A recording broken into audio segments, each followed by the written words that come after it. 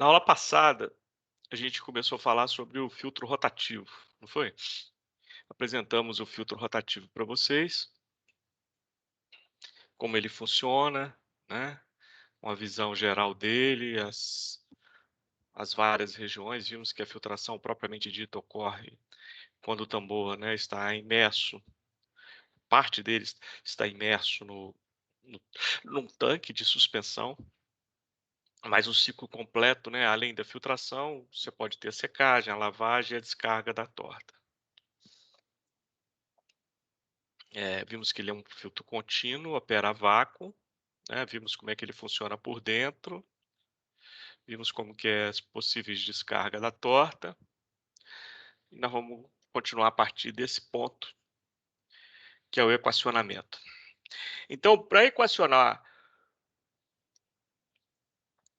a filtração no filtro tambor rotativo, a gente vai usar a equação mãe da filtração, que serve para qualquer filtro. Como é que chama a equação mãe da filtração?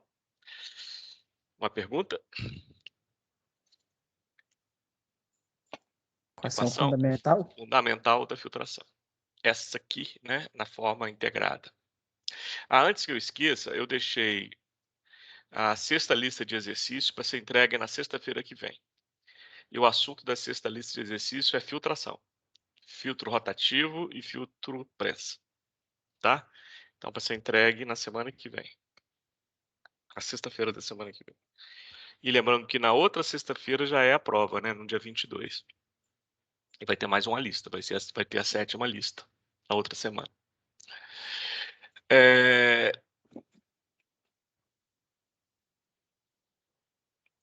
eu tenho a equação fundamental, né? E eu vou adequá-la, conforme a gente fez lá no filtro prensa, eu vou adequá-lo às características operacionais e geométricas do filtro. Então vamos lá. Para isso, nós vamos definir enão, essa variável enão, como sendo o número de rotações por unidade de tempo, ou seja, o RPM do tambor. Já vou adiantando para vocês que esse tambor gira com velocidade muito baixa. Se você pôr a mão assim nesse tambor girando, se acompanha, tá vendo? Se esse operador botasse a mão aqui, ó, ele acompanha lentamente o tambor girando. As velocidades de rotações são pequenas. Então, não é o número de rotações por unidade de tempo, o RPM. Isão é a fração do tambor que está submersa. Então, vamos ver aqui nesse desenho esquemático, dá para a gente enxergar. Olha só. Qual a fração do tambor aqui que está submersa nesse desenho esquemático aqui? Ó? É essa fração do tambor aqui, ó, né? Essa fatia do tambor que está submersa. Aqui que está ocorrendo efetivamente a filtração. Aqui não. Então, se a gente quisesse calcular aqui a fração desse momento, dessa operação desse tambor aqui que estaria submersa, eu teria um ângulo de imersão aqui que eu podia chamar de θ, né? Se eu dividisse θ por 360, que é o ângulo total, eu teria a fração do tambor que está submersa. 30%, 25%, 40%. Qual é a fração do tambor que está submersa? Isso nós vamos chamar de isão. Ok. Então, se enão é o número de rotação por tempo, 1 sobre enão é o tempo de uma rotação. Certo? Tudo bem, pessoal, até aqui? Dá um feedback aí. Certo. Beleza. Bom, em uma rotação, ele faz o ciclo completo, né? Em uma rotação, o tambor filtra, né? Enquanto estiver aqui, seca, lava, seca de novo e descarrega a torta. E volta para o tanque de novo. Então, em uma rotação é um ciclo completo. Mas em uma rotação não acontece só a filtração, acontece a filtração e todas essas outras etapas aqui. Beleza. Mas qual é o tempo de uma rotação? Se 1 sobre n é o tempo de um ciclo, qual o tempo de uma rotação? O tempo de uma rotação é a fração submersa vezes o tempo de um ciclo. A fração do tambor que está submersa vezes o tempo de um ciclo é o tempo de filtração. Ou seja, I vezes 1 sobre N é o tempo efetivo de filtração, é o tempo nesse ciclo em que ocorre a filtração. Então, tempo de filtração por ciclo seria I sobre N. Beleza. O que seria produção de filtrado? Vamos chamar de quê? Produção de filtrado seria o volume de filtrado obtido por tempo de filtração? Não, por tempo de um ciclo completo. Qual é o tempo de um ciclo completo? 1 sobre N.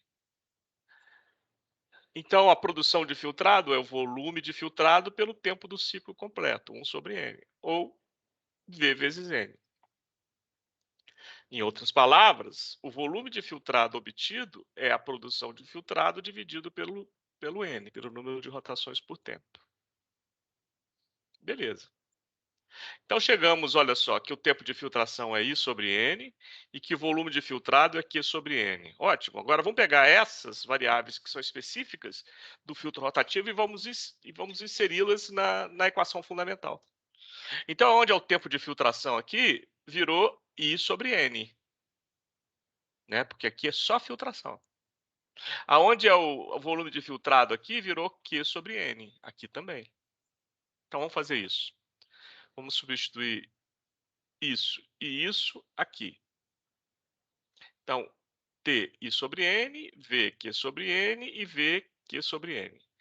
Corto N com N aqui, ficou I sobre Q e aqui ficou Q sobre N.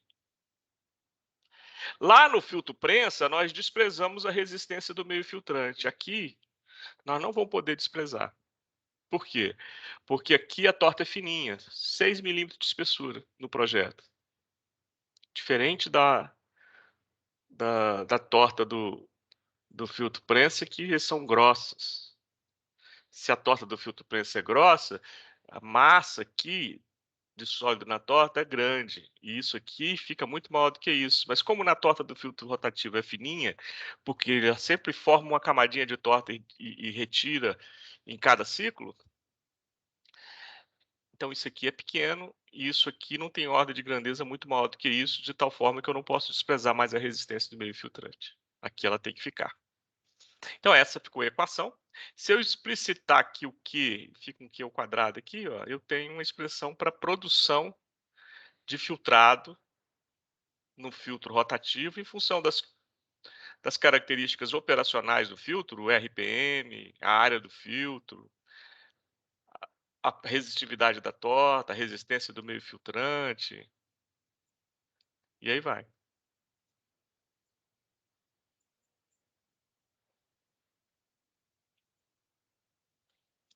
Então, como é que eu projeto esse filtro? Bom, eu projeto esse filtro como eu projeto todo o filtro. Como é que eu projeto todo o filtro? Eu vou usar a equação fundamental, já aqui colocado as variáveis do próprio filtro, no caso, o filtro rotativo. Eu vou tirar dados de um filtro pequeno, um filtro piloto, nas condições da indústria, igualzinho nós fizemos no filtro prensa lá. E qualquer filtro vai ser sempre assim. Nas condições da indústria, então eu vou preservar a queda de pressão. Quando eu preservo a queda de pressão, eu estou preservando a resistividade da torta, desde que seja a mesma suspensão na mesma concentração. Então eu vou usar a mesma suspensão na mesma concentração.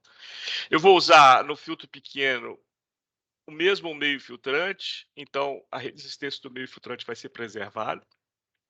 Então, fazendo isso, eu estou preservando a equação fundamental. Quando eu estou preservando a equação fundamental, se eu tirar dados do filtro pequeno, eu consigo fazer um scale-up, um aumento de escala para o filtro industrial. Lá no filtro rotativo, o filtro pequeno era um filtro de um quadro só.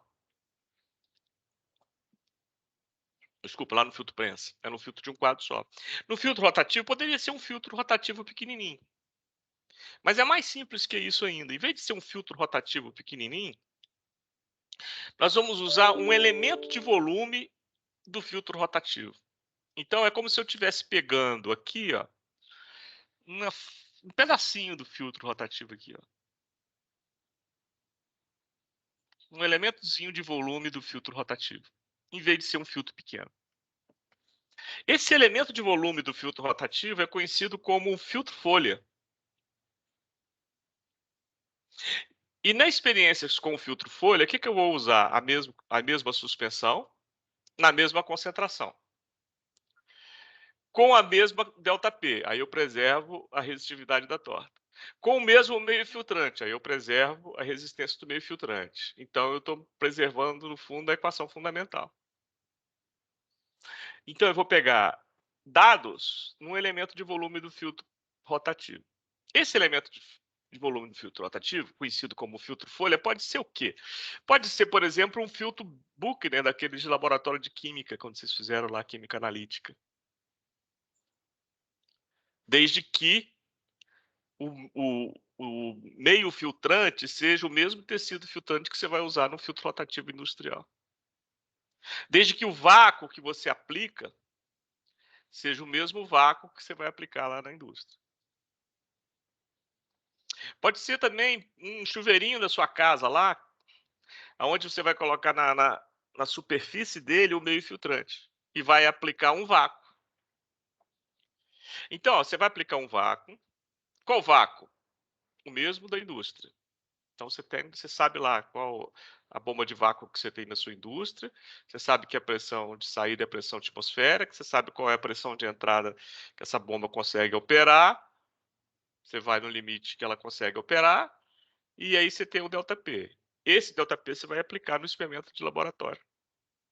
Aí o seu Buchner, o seu chuveirinho invertido, com os dois com o mesmo meio filtrante da indústria, você vai colocar num reservatório que tenha suspensão, um reservatório de vidro, aonde você está enxergando a filtração. Então, você vai colocar o chuveirinho ou o Buchner dentro dessa suspensão e aqui está sendo feito vácuo. Ó, aqui eu tenho uma bombinha de vácuo, vou fazer o mesmo vácuo, estou medindo esse vácuo aqui num vacômetro. O que é um vacômetro? É um manômetro que mede pressão negativa, que mede vácuo. Então, o líquido vai entrar, o filtrado, né, vai ficar aqui nesse recipiente de coleta de filtrado, é que eu estou fazendo vácuo. Quando a espessura da torta chegar em 6 milímetros, que é a espessura do projeto do filtro industrial, eu simplesmente paro de filtrar. Então, obtive que uma torta de 6 milímetros, na verdade, eu obtive um pedacinho do que eu vou obter no filtro industrial. E aí eu vou medir o tempo de filtração para ter essa torta de 6 milímetros.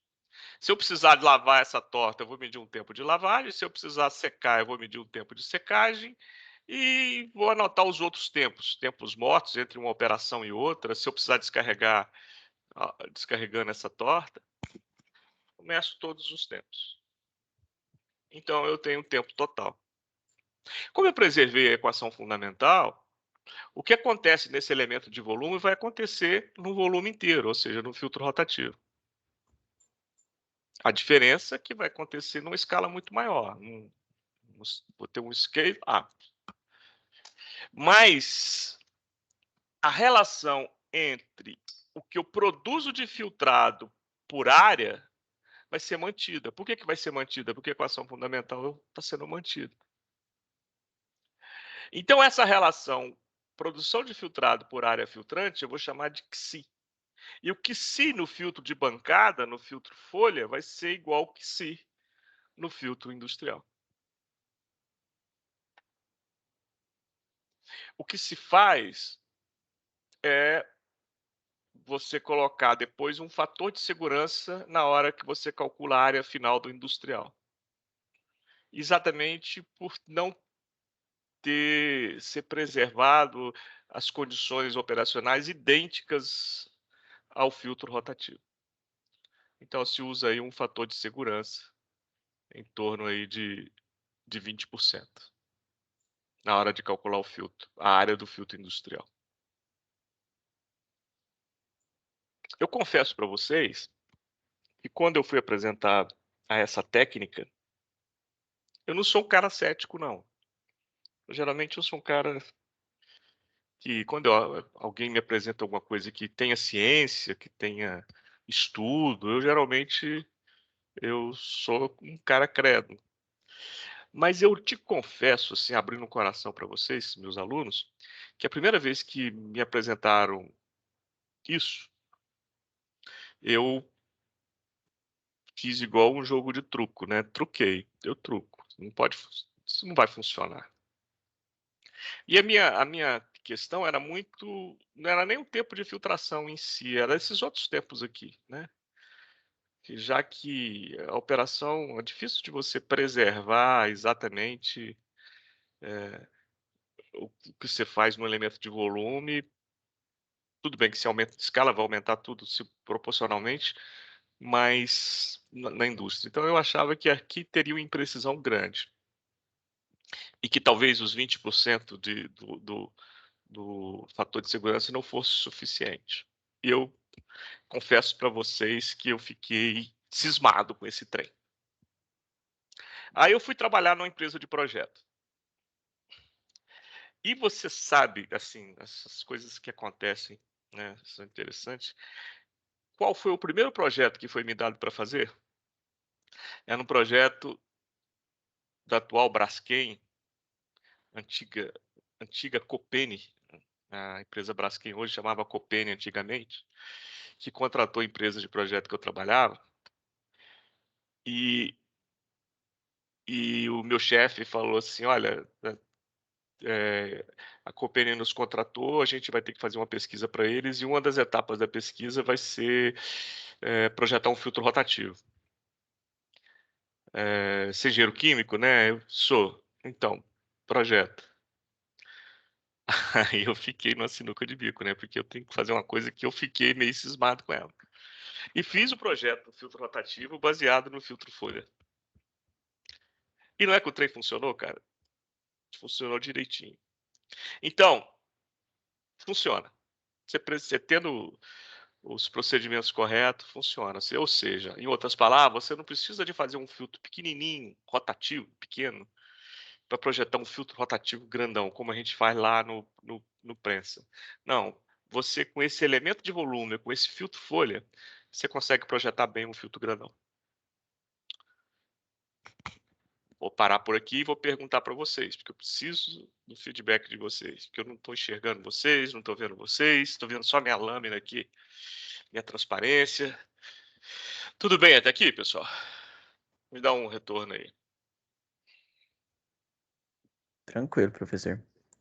Beleza, então vamos lá. Se é para fazer projeto, vamos fazer um projeto. Projetar o filtro rotativo industrial a partir dos dados de um filtro folha de laboratório. Vamos fazer esse trem. Esse filtro industrial vai ser usado para filtrar suspensão aquosa de carbonato de cálcio a 5% em peso. Então, quem fez os experimentos no filtro folha, necessariamente, para o projeto ficar bem feito, tem que ser a mesma suspensão na mesma concentração. Beleza. O vácuo disponível na indústria é de 600 milímetros de Hg. Quem fez o ensaio no filtro folha tem que usar o mesmo vácuo, por quê? Para ter a mesma resistividade da torta. Se eu estou usando a mesma suspensão, na mesma concentração, no mesmo vácuo, a resistividade média da torta vai ser preservada. A temperatura de operação na indústria é 28 graus Celsius. Então, no filtro de folha de laboratório, tem que fazer nessa mesma temperatura. Para quê? Para manter a viscosidade do fluido, a densidade do fluido, que está na equação fundamental. Ou seja, eu estou preservando, né, a equação fundamental.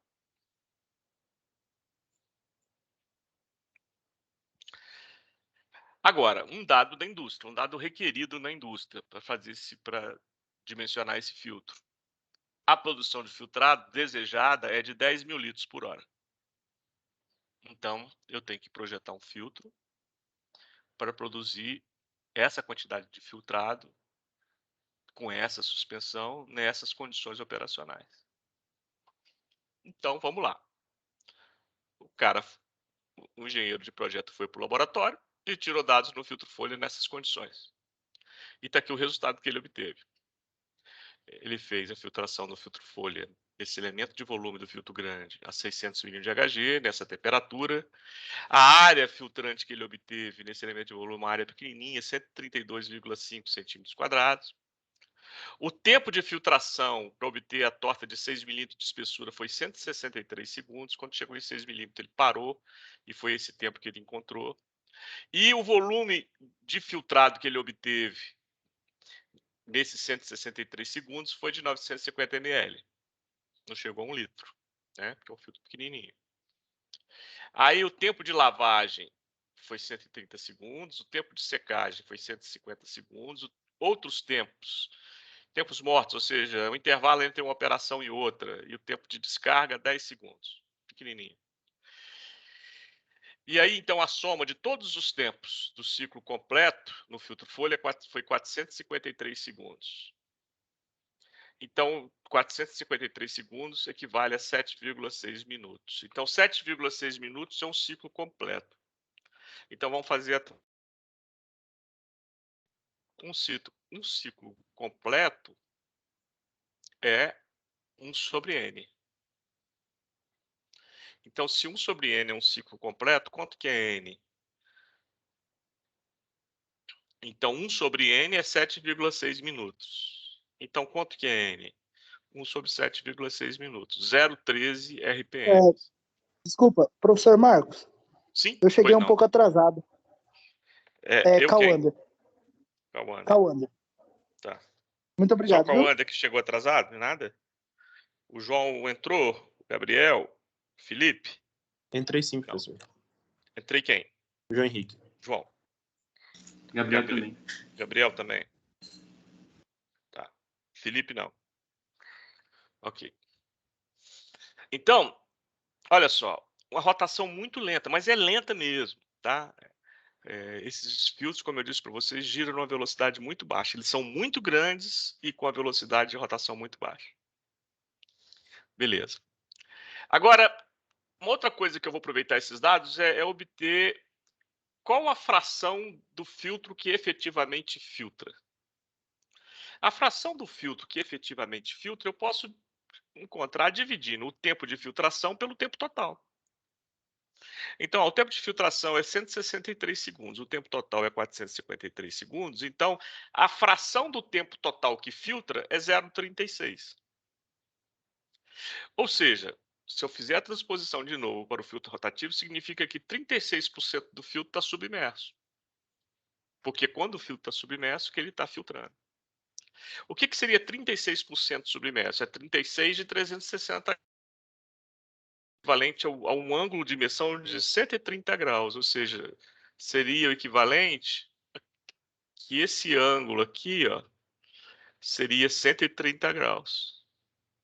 E esse outro aqui, 230 graus. Então, o ângulo correspondente à fração submersa é 130 graus. A fração submersa é 0,36, ou seja, 36% do total. Beleza. Agora eu vou achar a relação de scale-up, ou seja, a relação que é preservada do filtro pequeno de bancada para o filtro grande industrial, que eu chamei de XI.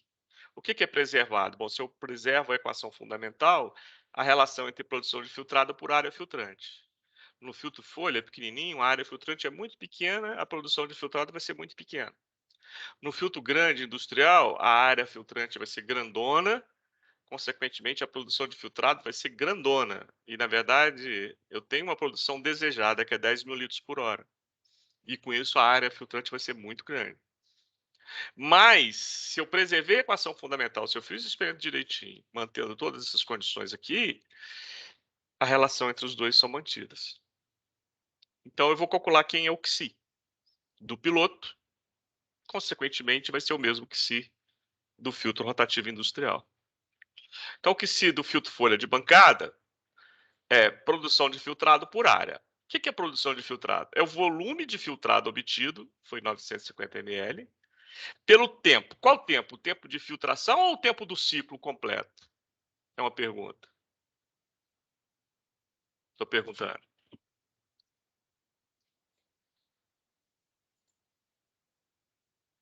Vocês ouviram a pergunta?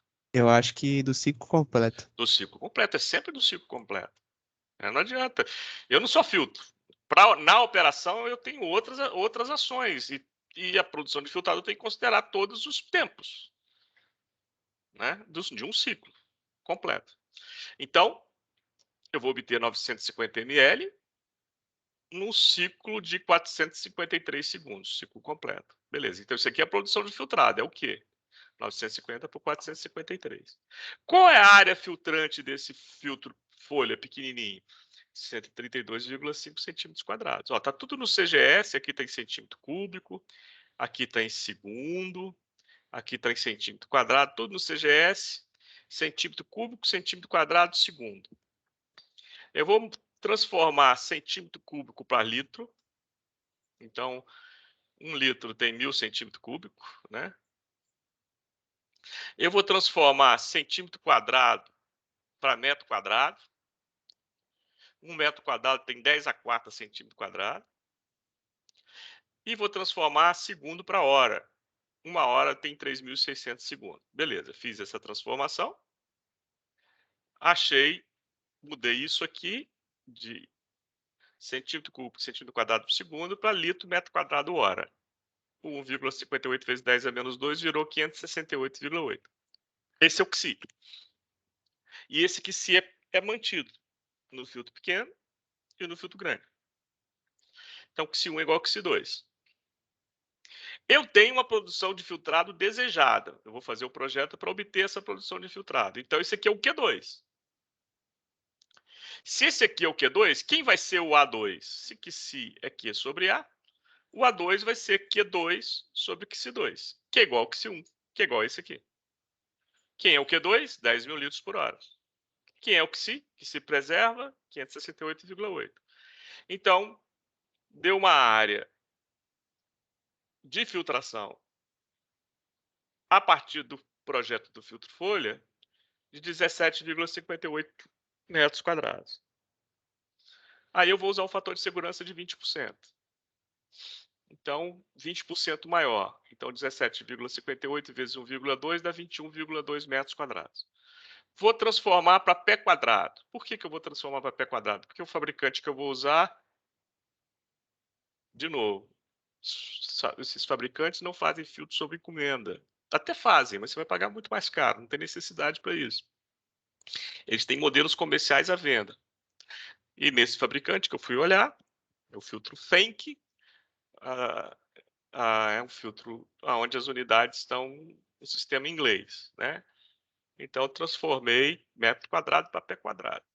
Então, aqui, ó, essa aqui é a área que eu preciso. Pelo menos isso. 227 pés quadrados. Bom, aí eu vou pegar um catálogo do fabricante. Tá aqui, ó. Aqui é um extrato do catálogo do fabricante que eu peguei. Então, olha só. O que ele tem aqui, ó? Esse fabricante aqui, filtro Fenck.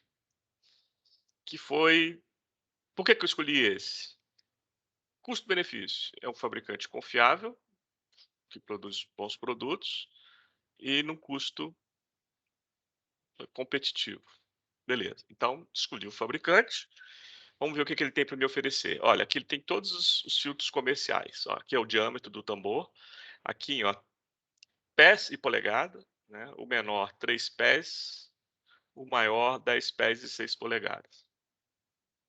Aqui o comprimento, que varia de 1 pé até 16 pés. E aqui a área filtrante para cada um desses filtros. Então, o que eu vou fazer? Eu vou tentar localizar minha área filtrante do meu projeto dentro dos filtros comerciais que esse fabricante tem para me oferecer. O meu projeto deu 227, tem que ter pelo menos isso. Não deve ser menor do que isso. Maior? Pode ser. Por que maior pode ser um pouco maior? Porque aí eu tenho uma folga, né? Até para, se esse filtro for trabalhar em condições, às vezes, de uma necessidade de uma produção maior de filtrado, ele até tem condição para oferecer isso. Menor não, porque essa é a produção que eu desejo. Então, olha só, 227, vou descendo aqui até chegar nele, ó. Opa, tô perto aqui, ó, 201, mas é um pouco maior do que isso, ó. O próximo é 251. Então, qual que eu vou escolher, o 201 ou o 251? Uma pergunta para vocês. 251. O 251. Porque ele me atende e me atende com até com uma folgazinha. Ótimo. Então, o filtro que eu escolhi foi esse aqui. Então, olha só, já está especificado o filtro. Esse filtro para ter essa área filtrante aqui, ó, ele tem um diâmetro de 8 pés e um comprimento de 10 pés. Ele tem um motor que gira o tambor de 1 HP e um motor que faz a homogeneização da suspensão de 1,5 HP. Você percebe que é um tambor grandão. Olha só, o que é 8 pés?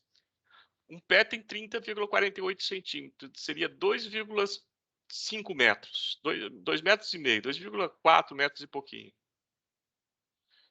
10 pés, 3 metros. Então, 3 metros de comprimento por 2,5 de diâmetro. É um bichão grandão. E para fazer girar esse bichão gigante, preciso de um motorzinho de 1 HP. E para fazer homogeneizar a suspensão dentro do tanque, que é bem menor, um motor de 1,5 HP. Engraçado isso, né? Sabe por quê? É por causa disso aqui, ó, que eu falei para vocês. A rotação é baixa.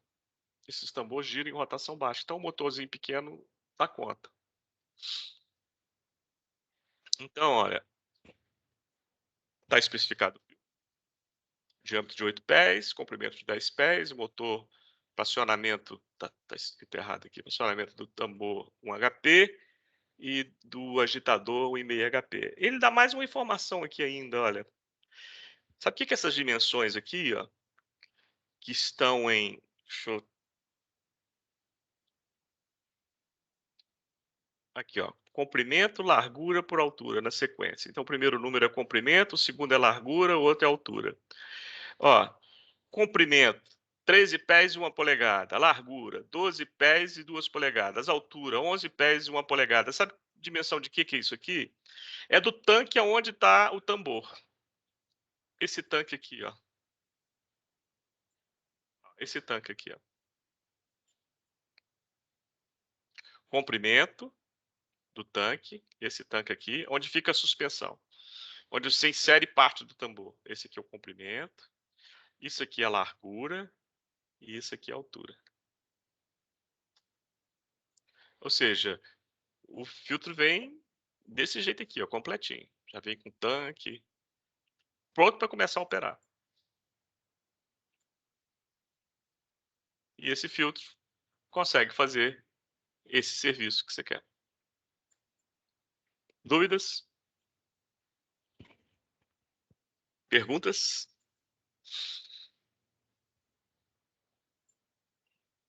Não? Tá claro? Tá sim. Então, olha só, o que acontece é que às vezes você compra um filtro e esses filtros são os filtros mais caros que existem. O filtro tambor rotativo a vácuo é o filtro mais caro. Ele é muito interessante. Eu diria que ele é o mais usado, apesar de ser o mais caro, porque ele é contínuo, totalmente contínuo. Ele dá umas vantagens operacionais substanciais que faz com que ele seja o filtro mais usado. Mas comprar um bichão desse aqui é grana, é grana. E às vezes você compra ele para uma determinada condição operacional e todo o processo é dinâmico, né? O negócio melhorou, né? O seu produto está sendo bem aceito no mercado e a sua produção daquele produto começou numa escala e de repente, como o mercado respondeu, você vai ter que produzir mais. E para produzir mais, você tem que fazer ajuste na sua planta. E ajuste às vezes não tem jeito, você tem que trocar um equipamento. Mas quando às vezes é possível você usar o mesmo equipamento, mudando a condição operacional dele, você não precisa comprar outro. E esse filtro também ele é interessante porque ele dá umas flexibilidades de operação interessantes. Eu vou dar um exercício onde mostra isso. Olha só. Imagina que você está na sua indústria, você é um engenheiro que chegou lá e você olhou o histórico de dados e você viu que essa indústria foi mudando as suas condições operacionais ao longo do tempo e o seu chefe te deu um desafio para você aumentar mais ainda a produção.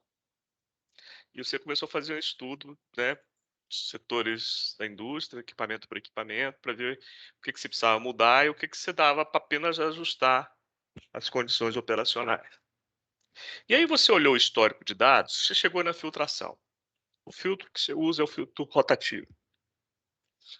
E você olhou o histórico de dados lá e você observou que o filtro que você tinha na indústria foi usado em condições diferentes já naquela indústria. A primeira condição que ele foi usado foi essa aqui, ó.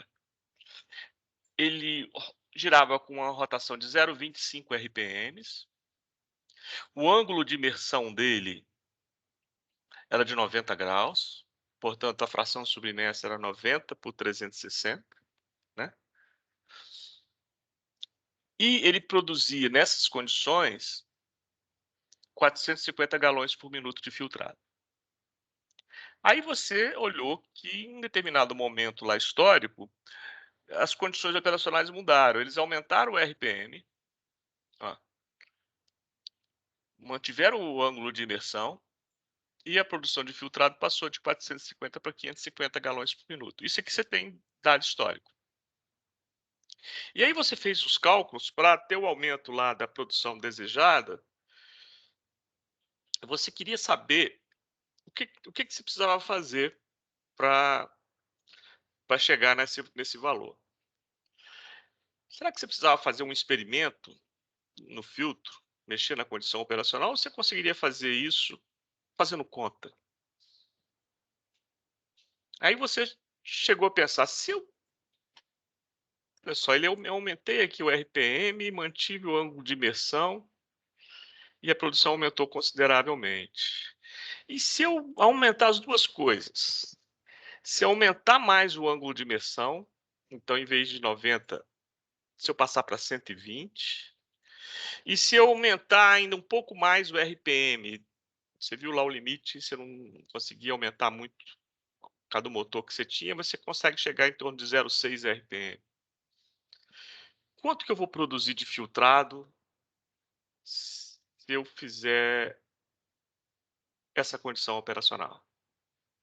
Será que eu preciso fazer um experimento ou eu consigo obter isso através de cálculos? Não, você consegue obter isso através de cálculos, ou seja, você consegue prever o funcionamento desse filtro em condições diferentes.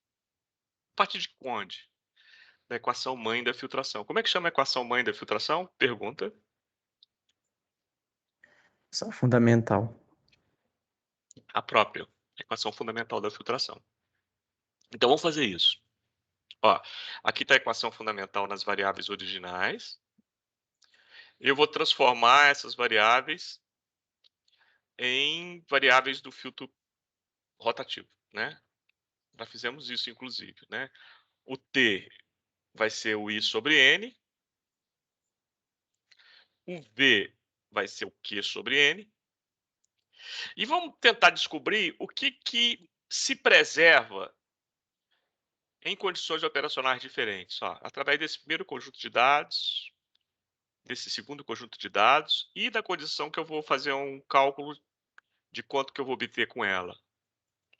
Vamos pensar comigo aqui junto. Viscosidade do fluido se mantém nessas três condições? Pergunta. Mantém. Mantém o mesmo líquido, água, nas mesmas temperaturas. Eu vou manter o mesmo vácuo, o mesmo ΔP. Eu não falei que não vou mudar o vácuo aqui, então mantém também. Por quê? Porque eu projetei esse filtro naquela resistividade, né? Com esse ΔP. É o mesmo filtro. Então, a mesma área filtrante. Se eu mantive a mesma suspensão, o mesmo ΔP, a resistividade da torta se mantém. Densidade do líquido se mantém? Mantém também. Mesma temperatura, mesma densidade. Concentração da alimentação?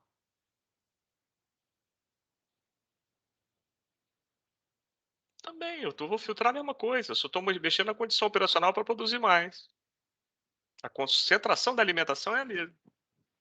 Resistência do meio filtrante vai se manter?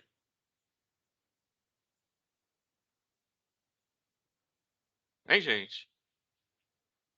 Vai também. Vai, é o mesmo filtro, o mesmo meio filtrante, eu não troquei o meio filtrante, eu só estou mexendo no ângulo de imersão e na rotação, o filtro é o mesmo. Então vai manter também. Então, olha só, tudo que se mantém nessas três condições, eu vou chamar de constante. Tá? Então, ó, eu botei aqui, ó, o que, que não vai manter? O T não vai manter, o tempo de filtração não vai manter, o volume de filtrado não vai manter, o volume de filtrado não vai manter. Vou transformar T em I sobre N e V em Q sobre N, mas isso vai mudar.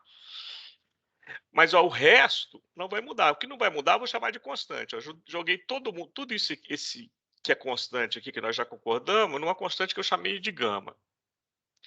E isso aqui, vezes isso aqui, eu chamei de delta. Então, olha só, isso aqui é constante. Aqui dentro desse gama tem quem? Mi, A, delta P, alfa, Rho, C, 2A. Tá tudo aqui dentro. Dentro dessa constante delta, quem tá? Mi, Rm, A, delta P. Tá tudo aqui dentro. Agora eu vou substituir o T por I sobre N e o V por Q sobre N. Então, I sobre N sobre Q sobre N, corta o N, fica I sobre Q. O V vira Q sobre N, ficou isso aqui. Ficou isso aí, duas constantes. Duas constantes, isso aqui são variáveis. Só que essas variáveis eu tenho histórico de dado delas. Ó. Quem é o I aqui nesse primeiro histórico de dados? I é a fração submersa. É a fração do tambor que está submersa. Eu dei para vocês o ângulo de imersão. Então, quem que seria o I nesse primeiro conjunto de dados aqui? Uma pergunta. É 90 dividido por 360. 90 por 360. Então, eu tenho o I aqui. O Q é esse aqui, ó, 450 galões por minuto. O N é esse aqui, ó, 0,25. Então, eu tenho IQQN em cada conjunto de dados desses aqui. Então, olha só, eu tenho duas constantes e tenho dois conjuntos de dados, onde eu tenho informações sobre todas essas variáveis aqui, IQQN. Então, eu vou ter duas equações com duas incógnitas. Quem são as duas incógnitas? As duas constantes, gama e delta. Então, usando o primeiro conjunto de dados, ó, I, 90 por 360. Q, 450. Aí vem a constante. Q, 450. N, 0,25. Aí eu faço mesma coisa para o segundo conjunto de dados. Está aqui, ó. I é o mesmo 90 por 360. O Q mudou, o Q passou para 550. O N também passou para 0,5. Eu tenho as duas constantes. Eu tenho duas equações e duas incógnitas. Achei esses valores. Você percebe que eu nem fiquei preocupado com unidade? Por que eu não fiquei preocupado com unidade? Porque se eu mantiver as constantes com esse valor, e se eu usar o I aqui, dessa informação que eu desejo, 120 por 360, e usar o N em RPM, e usar as constantes nessa mesmo sistema de unidades aqui, eu vou achar o Q na mesma unidade. Qual é a unidade? Galões por minuto. Beleza, pessoal? Tudo bem? Me dá um feedback aí. Tudo bem. Então, aí achei as duas constantes. Agora, substituo elas aqui. O I, na condição que eu desejo determinar o Q, eu tenho 120 por 360. O N, eu tenho 0,6 RPM. Eu vou achar o Q, o valor de Q. Vamos fazer isso. Tá. I, na condição que eu desejo calcular. N, na condição que eu desejo calcular. Substituo aqui e acho o Q. 712 galões por minuto.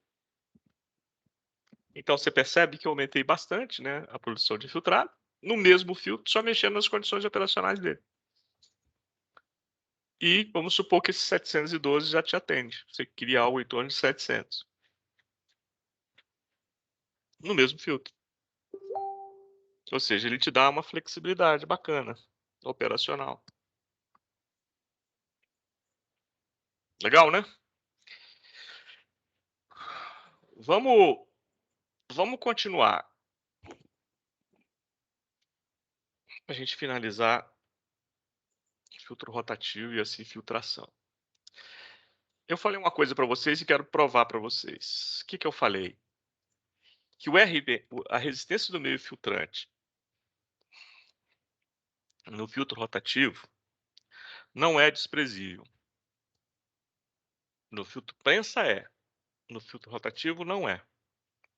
Por quê? Porque diferente do filtro prensa, a massa da torta no filtro rotativo é pequena. porque a espessura da torta é pequena. De tal sorte que isso aqui não é muito maior do que isso aqui. E eu não posso desprezar isso aqui. Vou provar para vocês com esses dados. Como é que eu vou provar para vocês? Bom, vou provar pelo contrário. Eu vou considerar ele desprezível. E se eu tiver errado, ou seja, se ele for desprezível, eu vou achar o mesmo que a gente achou aqui, nessa condição. Se eu tiver certo, ou seja, se ele não for desprezível, eu vou achar um Q diferente do que eu achei aqui. Ficou claro o que eu vou fazer? Ficou sim. Então eu vou desprezar o Rn. Se eu desprezar o Rn, qual constante que vai sumir? Esse delta aqui. Então, desprezei Rm, sumiu o delta. Como é que ficou a minha equação? Ficou agora I sobre Q, gama Q sobre N. Agora, eu não preciso de mais dois conjuntos de dados, basta um, porque eu só tenho uma constante, gama. Então, com um desses dois conjuntos de dados aqui, eu já acho gama. Com gama que eu achei em qualquer um desses dois conjuntos de dados aqui, eu substituo o I e o N que eu desejo aqui e acho o Q. Beleza? E se o Rm for realmente desprezível, o Q tem que dar 712, ou bem próximo disso. Se não for, vai dar diferente. Eu posso usar qualquer um desses dois conjuntos de dados. E mais, se eu usar um conjunto de dados e achar o Q, ou outro conjunto de dados e achar o Q, se o Rm for desprezível, tem que dar o mesmo valor. Não pode dar coisa diferente. Certo, pessoal? Fechou? Fechou. Então vamos fazer isso. Ó, vou considerar o Rm desprezível, então o delta vai ser desprezível. A minha equação ficou isso aqui. E aí, eu posso isolar aqui ficou N raiz de Ni sobre gama. E aí eu tenho uma condição Q2, que é a minha condição que eu quero calcular. A condição que eu quero calcular é essa aqui, né? Um ângulo de imersão de 120 graus, ou então uma fração submersa de 120 por 360, e um N de 0,6. Com isso eu vou achar um Q2, uma vazão 2. E a vazão 1 vai ser uma dessas duas aqui. Nessas condições aqui. Ou nessa, ou nessa. Posso usar uma ou outra. A 2 necessariamente é a que eu desejo. Então o que eu vou fazer? A 2 eu vou usar a que eu desejo. Essas condições que eu desejo, essas aqui. A 1 eu vou usar o primeiro conjunto de dados e achar o Q2. Depois eu vou usar o segundo conjunto de dados como 1 e achar o Q2 para ver se vai dar o mesmo resultado. Vamos fazer isso. Ó, usando o primeiro conjunto de dados como N, I e Q1, ou seja, esse conjunto de dados aqui, eu achei um Q2 nessa condição que eu desejo aqui, igual a 805 galões por minuto.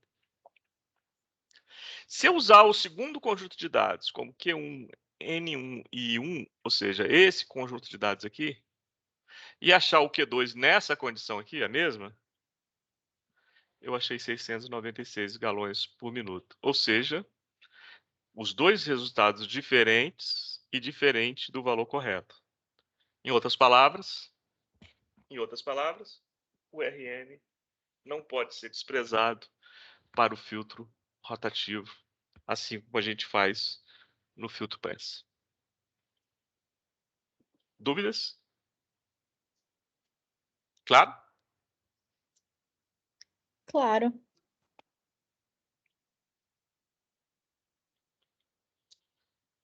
Ok, pessoal. Então, terminamos filtração. Terminamos filtração. Eu deixei a sexta lista para vocês.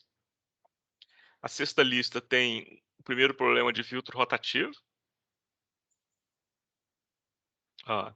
Foram os seguintes os dados obtidos em um filtro rotativo de laboratório, com essa área e com esse vácuo. RPM e os dados de vazão de filtrado obtido. Então, esse aqui é o N, isso aqui é o Q, né?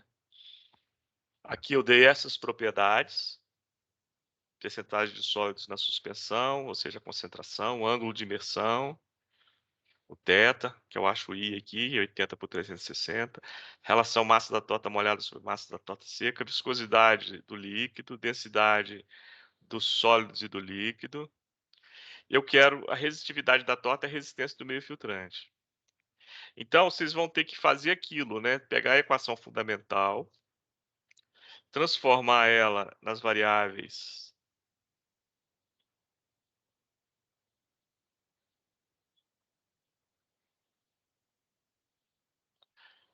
do filtro rotativo, igual aqui, né? Substituir os valores. E com aqueles dados lá, vocês vão achar pela inclinação da reta o alfa e pelo coeficiente linear o Rn, tá? Cuidado, onde muita gente erra, na hora de transformar a unidade. Se você quiser passar RPM para o CGS, para você achar a resistividade da torta e a resistência do meio filtrante no CGS, unidade de rotação no CGS não é rotações por segundo, não é só dividir por 60 minutos por segundo. É radiano por segundo. Então você tem que multiplicar por 2π e dividir por 60, tá? Cuidado, viu? Aqui que a maioria erra. O exercício 2 é de filtro rotativo, de filtro prensa, e ele é bacana porque eu mexo bastante com as variáveis do filtro prensa aqui, de uma forma diferente do que a gente fez em sala. Um exercício que vocês vão trabalhar bastante o conceito de filtro prensa. E o 3 também, de filtro prensa. Outro bacaninha também. Então, vocês vão trabalhar bastante os conceitos de filtração nesses 3 exercícios aí. Recomendo que vocês façam, não olhe o que o colega fez. As meninas analisam também comente seus resultados. Todos os exercícios têm comente seus resultados. Você vai dar a sua visão pessoal sobre seus resultados, tá? E quem faz consegue trabalhar os conceitos e ir bem para a prova, né? E tá em condição de fazer a prova. Quem não faz, vai ter dificuldade na prova. Ok? Sexta-feira que vem.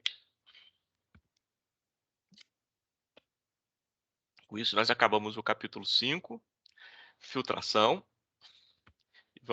Temos tempo. Vamos começar hoje o capítulo 6, sedimentação.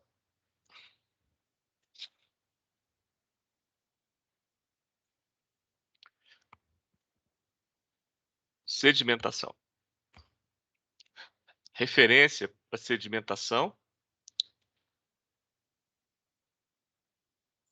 O livro do Kinch, A Teoria da Sedimentação. O Kinch é aquele mesmo Kinch que eu falei para vocês lá na filtração. Aquele americano da Universidade de Houston, no Texas, que foi um dos precursores da pós-graduação em Engenharia Química no Brasil, que sabia falar português sem sotaque. Eu já contei essa historinha para vocês. Ele é um cara de separação sólido-fluido. Ele tem trabalhos muito interessantes, tanto em infiltração quanto em sedimentação. E esse trabalho dele aqui... Desculpa, eu estou falando do Tiller, não do Kinch, tá? Tiller, Frank Tiller. Esse trabalho aqui, a revisão da teoria de Kinch de sedimentação, é um trabalho muito interessante que eu me baseei. E ele se baseou num cara chamado Kinch, que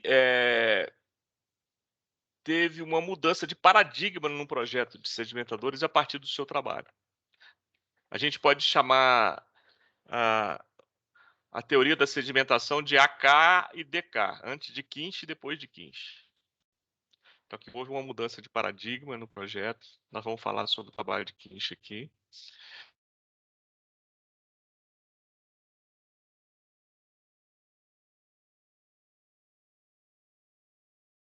Referência é nossa Bíblia, né, o PR. E, como eu falei para vocês, E aqui são as páginas do meu PR, que é a quinta edição. O capítulo 19 do meu PR trata da sedimentação. Então, o que é sedimentação? A sedimentação é a remoção por deposição gravitacional. Então, você tem uma suspensão, você deixa as partículas sedimentarem. Então, quando as partículas começam a sedimentar, em cima vai ficar um líquido sem partículas, e embaixo vai ficar uma suspensão com mais partículas. Portanto, se você tiver um processo contínuo, você alimentar por cima uma suspensão e retirar por baixo, como vai sair líquido sem partículas por cima, qual a consequência disso? A consequência disso é que você está concentrando em partículas embaixo. Ou seja, você entra com a suspensão diluída e sai com a suspensão concentrada. Esse é um dos usos dos sedimentadores, que é chamada a operação de espessamento, quando o seu interesse é obter uma suspensão mais concentrada do que você alimentou. Mas, porém, contudo, todavia, entretanto, o sedimentador também pode ser usado para que o produto nobre seja o líquido sem partículas. Por exemplo, tratamento de água. Você coloca alguns reagentes que fazem com que as impurezas da água floculem, virem flocos, e esses flocos vão sedimentar, e por cima você vai retirar uma água sem sólido, uma água mais limpa do que entrou. E o sedimentador para essa aplicação é chamado de clarificador, e a operação chamada de clarificação. E ambas as operações têm o mesmo princípio, o princípio da sedimentação, e ocorrem em tanques de grandes dimensões. Ou seja, o diâmetro de um sedimentador, seja para o espessamento, seja para a clarificação, é grande. Por que ele é grande? Porque você não pode ressuspender a suspensão. Você não pode ter um processo de agitação. Então, para você trabalhar com a capacidade alta, com a vazão alta, e não ter velocidade, não ter uma turbulência no sistema, você diminui a velocidade como? Como é que você diminui a velocidade quando você tem uma vazão alta? Aumentando a área. Velocidade é vazão sobre a área. Então, se eu aumento a área, eu diminuo a velocidade. Então, não causo turbulência, faz com que as partículas sedimentem sem ressuspensão. Por isso que os sistemas são grandes. Então, sedimentadores são tanques que você pode ter até 100 metros de diâmetro, ou às vezes mais. E, geralmente, por ser tão grande, quando você vai numa indústria, visitar uma indústria, chama atenção porque são equipamentos que não ficam dentro de prédio, são equipamentos que ficam do lado de fora de um prédio, de tão grandes que são. E por que são grandes? Para diminuir a velocidade e conseguir trabalhar com uma capacidade, ou seja, com uma vazão grande. Então, você consegue tratar centenas de metros cúbicos por hora de uma suspensão. Então, vamos repetir. Eu posso ter dois objetivos. Espessamento. O que é espessar? É tornar mais espessa, concentrar uma suspensão. Geralmente isso acontece quando eu estou num processo onde o fluido carreador é a água, um líquido, e o seu produto final é um sólido. Isso acontece em 100% das indústrias minerais, desde fertilizantes até nióbio, ouro, titânio, o que for. Todo fluido carreador é um líquido, então todo processo é suspensão, mas o seu produto é sólido. Então vai chegar numa hora que você vai ter que ter uma operação de desaguamento. Você não vai vender suspensão, você vai vender sólido. Você vai retirar água, porque você não vai pagar transporte de suspensão, água junto, você vai pagar transporte de sólido. E o seu produto final é um produto sólido. Então você vai ter que tirar água. Para tirar água, a primeira operação é a sedimentação. A primeira operação de desaguamento é a sedimentação. Você entra com a suspensão. Você já terminou o seu processo, já está com o seu produto, E aí você quer tirar a água dele. Alimenta no sedimentador, a suspensão entra diluída e sai concentrada. Espessamento. O produto de um sedimentador, o fundo de um sedimentador, de uma operação de espessamento, alimenta um filtro. Esse que a gente acabou de falar no capítulo 5. Seja rotativo, seja prensa. Aí essa suspensão que entrou concentrada é retirada mais água, né? Vira uma torta. E essa torta vai para a última etapa de desaguamento, que é a secagem. Teoria da secagem você vai ver lá em OP4. Aí envolve transferência de calor e massa simultânea. E aí você tem um produto sólido no final. Essa é a operação de espessamento, um sedimentador usado nessa função. Como eu disse para vocês, você pode usar ele também no sistema de clarificação, onde o seu produto de interesse não é mais o sólido, o seu produto de interesse é o líquido. O líquido sem sólido, o líquido límpido, limpo. Né? As terminologias são diferentes, mas a operação é rigorosamente a mesma. Ou seja, a forma de projetar o equipamento é exatamente o mesmo. Então vamos lá. Vamos ver aqui um sedimentador, uma visão esquemática. Então, olha só, os sedimentadores são tanques de grande diâmetro e de altura não tão muito grande. O projeto do sedimentador é qual é o diâmetro e qual é a altura. Olha, na parte de cima tem um vertedouro, né?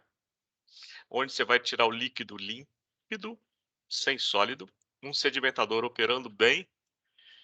Isso acontece. E quando você faz o projeto para isso acontecer. Uma das condições de projeto que você impõe é essa, não sair sólido sobrenadante. Por isso, dentre as áreas possíveis de um sedimentador, você vai usar sempre a maior área possível, exatamente para não sair sólido por cima. Mas nem sempre você vai encontrar um sedimentador operando desse jeito. Sair do líquido limpinho aqui, numa operação de espessamento. Por quê? Porque é um equipamento caro e grande e às vezes ele é projetado para uma condição e opera numa condição fora daquela que ele foi especificado. Isso acontece muito, mas não é desejável. No projeto você se impõe essa condição aqui, ó, vai sair límpido aqui em cima.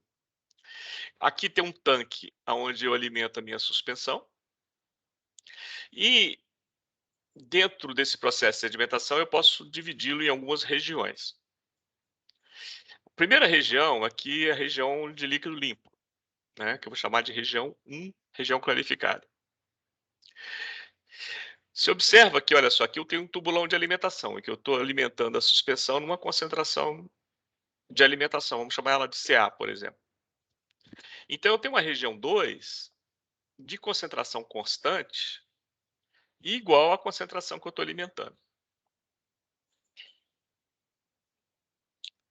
Abaixo dessa região, aqui as partículas se sedimentam. Abaixo dessa região, eu começo a ter uma região de concentração maior, porque as partículas estão sedimentando. Maior e crescente, ou seja, à medida que eu estou caminhando para o fundo, a concentração está aumentando. Eu vou chamar essa região de 3 de região de concentração variável. Varia como? Aumenta para o fundo. Se a concentração está aumentando para o fundo, a velocidade de queda das partículas, a velocidade terminal das partículas vai diminuindo. Lembra?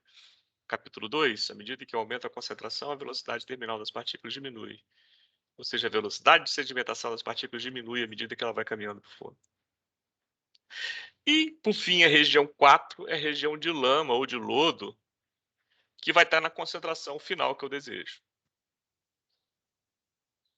Então, essas regiões acontecem dentro de uma operação do sedimentador. Ele é contínuo. Então, aqui embaixo vai estar saindo a lama ou lodo na concentração final. Aqui em cima está alimentando a suspensão na concentração inicial. Você percebe que aqui eu tenho um raspador não é um agitador, porque eu não quero agitar isso, porque se eu agitar isso, as partículas vão subir, vão sair aqui em cima, eu não quero perder sólido em cima. Um sedimentador operando bacana, sai sem sólido em cima. Então, se não é um agitador, é um raspador, a velocidade desse trem aqui é baixinha. A função dele é tirar a lama ao longo de toda a seção do sedimentador e jogar aqui para o fundo. E aqui embaixo, geralmente, tem uma casinha de bombas. Embaixo do sedimentador, que geralmente eles são tanques, como eu falei, de grande diâmetro, de alvenaria. Embora existam sedimentadores de aço também, mas a grande maioria é de alvenaria. Embaixo tem uma casa de bombas, onde você vai ter a bombinha que vai bombear a lama para a próxima etapa, que é a filtração. E aqui em cima eu tenho a alimentação da suspensão e tem um motorzinho também que faz girar esse raspador.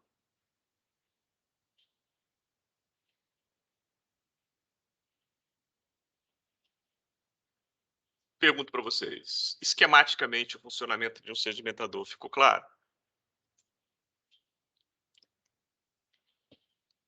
É uma pergunta. Esse raspador, ele age no sentido circular do tanque? Sim, ele gira. Ele vai raspando, né? Vai tirando a suspensão do fundo do tanque e levando. Aqui eu tenho um orifício de saída aqui, tá vendo? Quem perguntou? Gabriel. Gabriel. Eu tenho um orifício de saída aqui no fundo, Gabriel. Então vai tirando daqui e jogando para cá. Tá? Uhum, entendi. Para não ter deposição de partículas no fundo, né? Olha só. Esse é um sedimentador. Só para você ter uma ideia de tamanho, a foto está um pouco desfocada, mas isso aqui é um prédio, ó. Dá para ver? Esse aqui é um prédio, ó. Esse aqui é um carro. É um prédio, ó. Esse aqui é um prédio, ó. Olha o sedimentador.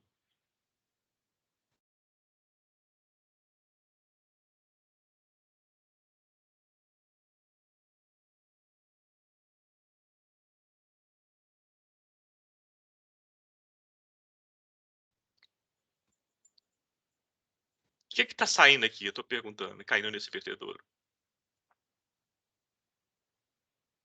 O overflow, só o É o líquido, né? overflow, o líquido, que desejavelmente deve ser sem sólido, né? Igual está aqui nessa figurinha aqui, né? Então, esse é o vertedouro, né? Que está ao longo de toda a seção circular. Isso que você deseja, não é? Mas olha essa figurinha aqui, parece que está saindo líquido puro aqui em cima? Estou perguntando para vocês. Não, parece estar bem Parece que está saindo turvo. bem amarelinho, né, Braz? Né? Não parece? É o Braz, né, que está Sim, falando, né? uhum, parece. Ou seja, ele está operando numa condição que não é ideal. E com certeza ele está operando na condição que ele não foi projetado para operar. Por que isso acontece? Isso você vai na indústria vai encontrar isso assim. Por que isso acontece? Tá vendo esse bichão aqui? Imagina, essa indústria aqui foi aumentando a sua produção, foi aumentando a sua produção, que no início, quando ela começou a operar, saía líquido limpinho aqui. Só que foi aumentando a produção e não começou a sair líquido tão limpinho assim. Qual a saída que eles tinham? Fazer outro sedimentador. Imagina a resistência para fazer outro sedimentador. Compara. Não é verdade? Então, qual é o preço que eles estão pagando? Perdendo sólido no sobrenadante. Esse sólido, ele pode ser um rejeito, ou seja, um produto que seria produto virou rejeito, dependendo de onde essa água vai. E muitas das vezes, na maioria das vezes, essa água é recirculada no processo. E eu desejava que ela seja água limpa, porque se ela for água suja, a contaminação pode ser problemática para o processo, pode diminuir a eficiência do processo. Então, tem todos os complicadores, né, de você não ter um processo eficiente na sedimentação. Vamos ver mais. O que é isso aqui, ó? Que eu estou mostrando aqui. O que é? É isso aqui, ó. É o tubulão onde alimenta a suspensão. Tá? Aqui, ó, a suspensão vem aqui, ó, tá vendo? E entra aqui. O que, que tem mais aqui? Aqui em cima não dá para ver, tá? A figura está um pouco desfocada, mas tem um motor aqui em cima. Esse motor para girar quem? O raspador. E se eu fizer uma ponte aqui em cima? Por que, que tem essa ponte aqui em cima? Por que, que não vem só um tubulão aqui e um motor aqui? Por que, que tem essa treliça aqui com uma ponte até aqui? Perguntando. Para poder dar manutenção, se for Manter necessário. manutenção, imagina, né? Se tem algum problema nesse motor aqui, ou vazando aqui a alimentação, o cara tem que nadar, né? Até aqui e subir aqui em cima. Tendo que ele tem acesso a essa região aqui. Outra coisa que eu queria chamar a atenção para vocês. Olha, o bicho é gigante, mas não é tão alto, tá vendo? Isso acontece muito, né? De sedimentadores. Eles são de grande diâmetro e de pequena altura. Proporcional. Pequeno proporcional ao diâmetro, né? Olha só. Sedimentadores. Tá vendo? Ó? Aqui são prédios, olha. Aqui são os vertedores. Esse aqui está sendo esvaziado, ó. Esses dois aqui, ó. Aqui o líquido parece estar mais limpinho, né? Dá pelo menos dessa impressão. Olha, saindo aqui do sobrenadante do vertedor, olha o que se junta aqui. Olha, tu percebe que todo líquido sobrenadante está se juntando numa corrente só, ó. E com certeza ele vai ser reaproveitado, esse líquido. Hoje em dia você não pode jogar água fora, né? A água é um bem nobríssimo. E não dá para a gente ver aqui nenhuma dessas figuras, mas embaixo aqui, ó, tem uma casinha de bombas, aonde a suspensão de lama vai ser bombeada para algum lugar.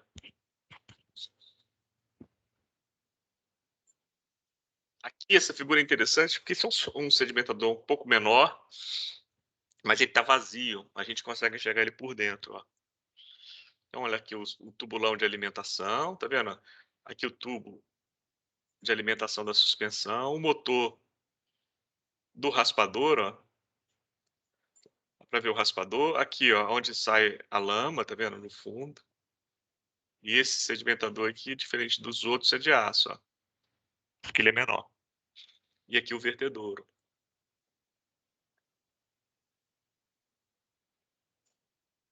Essa figura aqui não é um sedimentador em operação, é um sedimentador em manutenção. Então, imagina que já esvaziou tudo, sobrou um sólido no fundo aqui, o raspador está tirando esse sólido, ó.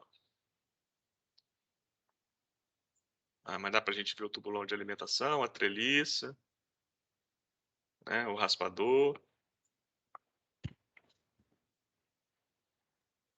E aqui a altura do sedimentador. Tudo bem, pessoal? Até aqui? Me dá um feedback aí. Tudo bem. Vamos começar a falar sobre o equacionamento desse problema. Então, no projeto de sedimentador, o que a gente projeta no sedimentador? O seu diâmetro e a sua altura. Então, para chegar no projeto, vamos equacionar o problema da sedimentação, fazendo um balancinho de massa para o sólido e para o líquido. Tá? Para isso, vamos definir algumas nomenclaturas aqui que nós vamos usar nesse capítulo inteiro. Vamos chamar de F a vazão de alimentação. Vazão volumétrica, olha, volume por tempo. Então, a vazão da suspensão que está entrando aqui, ó, no tubulão central. Em metro cúbico por segundo. Centímetro cúbico por segundo. Vazão volumétrica. Vamos chamar de a área da seção transversal do sedimentador. Como ele é cilíndrico, a área é π diâmetro ao quadrado sobre 4. Né? Dimensão L ao quadrado. Vamos chamar de C estrela a concentração de sólidos numa dada seção do sedimentador. Estrela, porque é a concentração volumétrica de sólidos. Então, é volume de sólidos sobre volume de suspensão. Então, quando eu digo assim, C estrela é 100 gramas por litro, significa, desculpa, é 100 centímetros cúbicos por litro, significa que é 100 centímetros cúbicos de sólido por litro de suspensão. Se eu multiplicar C estrela por OS, densidade dos sólidos, densidade é massa do sólido por volume do sólido. Se eu multiplicar massa do sólido por volume do sólido por C estrela, que é volume do sólido por suspensão, vai dar massa do sólido por suspensão. Eu vou chamar essa concentração C estrela, C, de massa por volume. Assim, massa de sólido por volume de suspensão. C com estrela, volume de sólido por volume de suspensão. Então, C estrela, concentração volumétrica. C estrela, massa por volume. Vamos chamar L de vazão da suspensão descendente num nível qualquer do sedimentador. Vamos botar esse tracejado aqui, ó. Então, F é o que está entrando aqui. L é o que está passando aqui, num nível qualquer do sedimentador. Vazão volumétrica também. Volume de suspensão por tempo. Vamos chamar V de vazão do líquido que sobe. Volumétrica também, volume por tempo. O líquido não está saindo por cima? Beleza. E vamos chamar de U a vazão da suspensão que sai embaixo, ou seja, da lama. O F vai ser a concentração inicial, né? E o U vai estar na concentração final que eu desejo. Mas vazão da suspensão. Então, volume por tempo. Centímetro cúbico de suspensão por tempo que está saindo aqui embaixo. Vamos chamar de índice A a alimentação.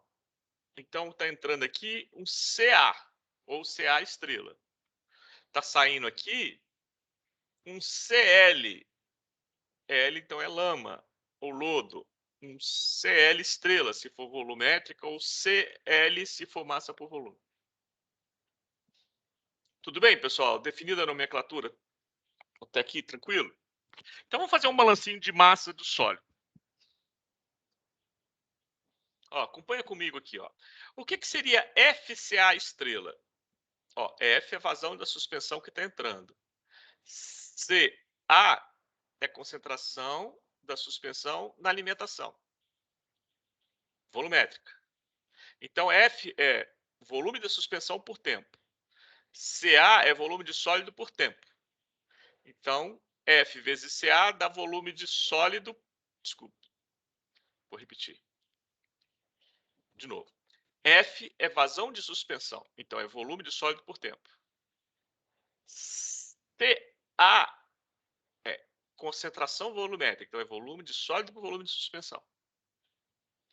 Então, F vezes CA é volume de sólido por tempo. CA estrela. Se eu multiplicar por ρS, é massa de sólido por tempo. Então, o que é ρS FCA? É massa de sólido que está entrando aqui por unidade de tempo. A massa de sólido que está entrando aqui por unidade de tempo, em projeto, eu desejo que todo sólido só desça, não saia nenhum sólido por cima. Então, todo sólido que está entrando aqui está descendo. Se ele está descendo, ele vai atravessar essa fronteira que eu marquei aqui. Ó. Então, L é a vazão de suspensão num nível qualquer e C estrela é a concentração num nível qualquer. Então, L, C estrela, é o volume de sólido por tempo num nível qualquer, vezes a densidade de massa de sólido por tempo num nível qualquer. Ou seja, o sólido está descendo. Eu quero que ele desça, só desça. Não quero que ele suba. E o sólido, todo sólido, vai sair lá embaixo, na lama. Então, o CL estrela, esse aqui é o volume de sólido por tempo, vezes a densidade de massa de sólido por tempo. Então, todo sólido está entrando aqui, está atravessando aqui e está indo para cá. Balanço de massa. Tudo bem até aqui, pessoal? Me dá um feedback?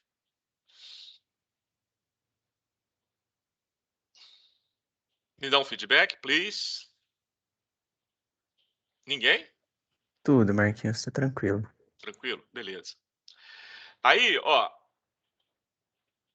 vamos tirar aqui algumas coisas interessantes. Ó, se eu explicitar esse U aqui, ó, eu tiro que ele é LC estrela sobre CL estrela. Beleza.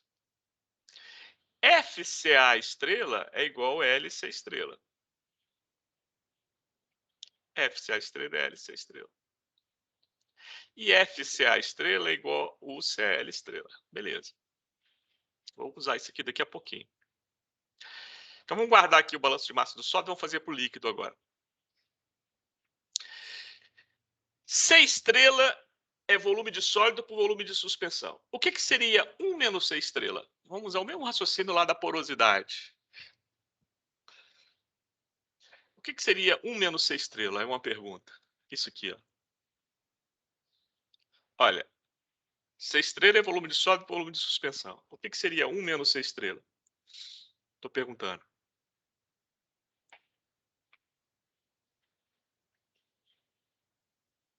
É o volume de líquido Por? por tempo. Não. Ah, Olha. aí é por volume de suspensão. Isso, o volume de Certo. suspensão.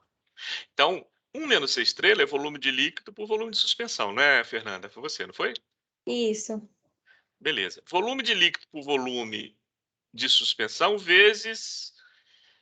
Olha só, vamos pegar um balanço do tracejadinho aqui, desse ponto qualquer do sedimentador até o fundo, tá? De líquido. Agora vamos fazer balanço de massa de líquido. Então, o que está entrando aqui está saindo aqui para baixo e está saindo por cima. Agora o líquido sai por cima. Beleza? Então, Fernanda, olha, 1 menos C estrela, você já disse que é volume de líquido por volume de suspensão. L é a vazão de suspensão num nível qualquer. Então, volume de suspensão por tempo. Então, L vezes 1 menos C estrela, agora sim, o que é, Fernanda? É o que você tinha falado antes. Agora sim é o volume de líquido por tempo. Por tempo. Vezes a densidade do líquido. Aí vira massa. Massa de líquido por tempo. Por tempo. Que está entrando. Né? É igual a massa de líquido que está subindo, ó. E a massa de líquido que está saindo aqui para baixo. Então, o que entra aqui é igual ao que sai por cima e por baixo. Certo, Fernandinha? Fechou? Fechou. Beleza. Então, olha só. O que eu vou fazer agora? Eu vou cortar as densidades do líquido, todas. E encontrei isso aqui, ó. Isso é igual a isso. Aí substitui esse U aqui por isso aqui. E aí eu fiz mais. Explicitei o V aqui e botei LC estrela em evidência. Encontrei isso aqui. Mas eu também sei que LC estrela é igual a FCA estrela. Por que eu fiz essa mudança aqui? Porque as condições de alimentação eu conheço. Essas aqui não. Então, eu vou transformar em condições que geralmente eu conheço. Um sedimentador é projetado para operar com uma vazão inicial, né, de alimentação, e geralmente eu conheço a concentração inicial e a concentração final que eu desejo. Então, eu vou transformar em variáveis que me são conhecidas. Então, transformei esse LC estrela aqui em FCA estrela. Então, isso aqui virou FCA estrela. Agora eu vou dividir por A, que é a área transversal. Transformei vazão em velocidade aqui. E aí eu vou explicitar quem? Isso aqui virou velocidade, eu chamei de Vzinho. E vou explicitar esse A. Essa aqui é a área do sedimentador. Para fazer esse serviço. Qual serviço? Ó, operar com uma vazão de entrada F, concentrar desde uma concentração inicial CA até uma concentração final CL. Veja bem, está aqui em função de concentração estrela, que é volumétrica. Se eu multiplicar tudo por ρS em cima e embaixo, ρS dividido por ρS dá 1, né? Eu transformo isso aqui, CA estrela em CA, C estrela em C, CL estrela em CL. Concentração massa por volume. Vou só tirar aqui, jogar isso aqui um pouquinho para cima, só para ficar mais visível. Agora sim. Aí, olha, o que eu vou fazer? Eu vou explicitar aqui o F sobre A. O que é o F sobre A? Vazão por área. Olha a equação que eu cheguei num simples balanço de massa.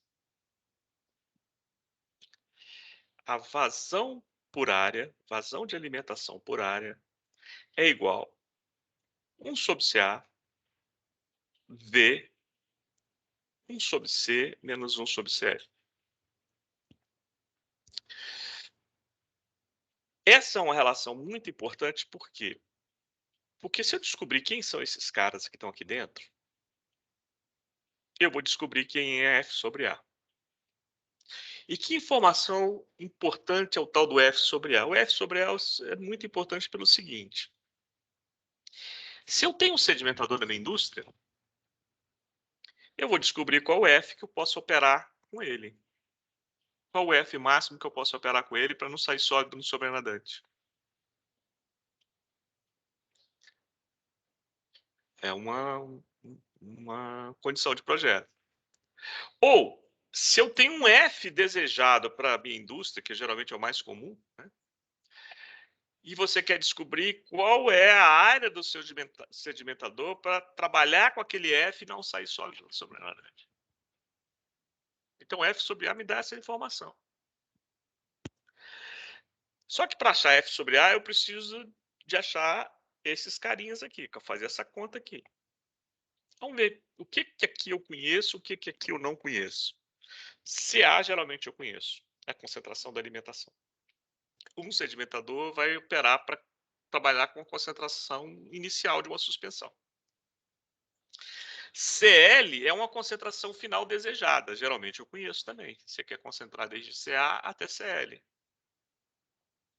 Então, CA e CL geralmente são conhecidos. E eu preciso achar F sobre A. Para achar F sobre A, eu preciso achar a relação entre a velocidade de sedimentação e a concentração da suspensão, que varia de CA até CL. Isso aqui, o buraco já é mais embaixo. Como é que a velocidade de sedimentação varia com a concentração, quando a concentração varia de CA até CL?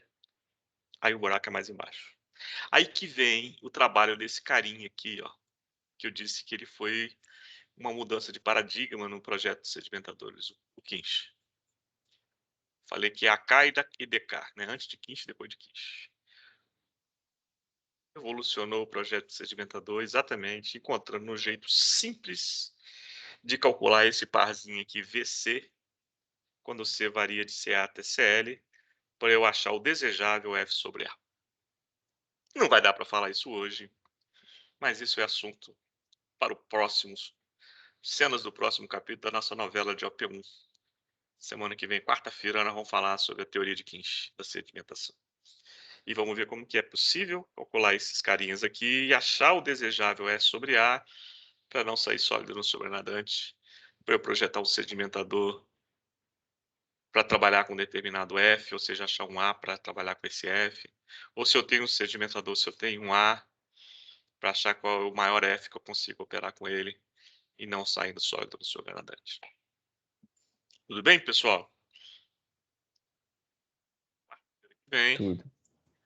Não vou começar aqui porque não quero picar a teoria de Kinch, que ela é muito bacana, mas ela precisa de muita atenção e continuidade. Então, falta aí uns 8 minutinhos. Nós vamos parar a aula aqui agora.